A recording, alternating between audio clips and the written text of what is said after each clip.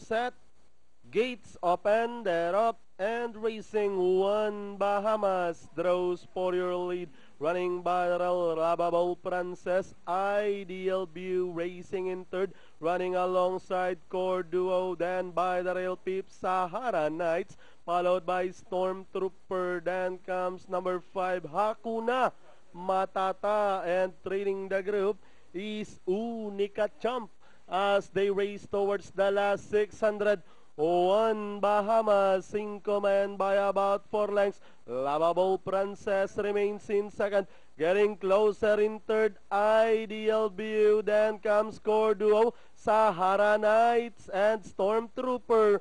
As the action turns to the last 450, One Bahamas still leading the field. Lovable Princess, Ideal View getting closer in third, Sahara Knights, and down the stretch they come. One Bahamas still leading the field. Lovable Princess is sorry outside, Ideal View.